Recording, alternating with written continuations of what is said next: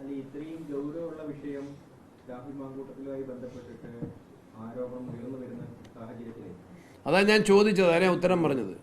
നിങ്ങൾ ചോദിക്കേണ്ട ആരോടാ? ഗവൺമെൻറ്റിനോടാണ് ചോദിക്കേണ്ടത്. ഇത്രയും ഗൗരവമുള്ളൊരു വിഷയമെന്ന് പറയുന്നതിനടുത്ത് കേസെടുത്തിട്ട് എന്തായെന്നാണ് പറയേണ്ടത്? അതാ ഞാൻ വീണ്ടും അതിന് മറുപടി. ശരി എന്നല്ല ഞാൻ പറഞ്ഞത്. ഗോവിന്ദ മാഷ് പറഞ്ഞ പോലെയല്ല, പത്മകുമാറിൻ്റെ ഭാഗത്ത് തെറ്റില്ല എന്ന് ഗോവിന്ദ മാഷ് പറഞ്ഞ പോലെയല്ല. തെളിയിക്കാൻ സർക്കാർ ഒരു പ്രതിപക്ഷ MLA-ക്കെതിരെ കേസ് രജിസ്റ്റർ ചെയ്യാൻ സുമോട്ടോ കേസ് രജിസ്റ്റർ ചെയ്തു. എന്തുകൊണ്ട് അവർക്ക് തെളിയിക്കാൻ പറ്റുന്നില്ല?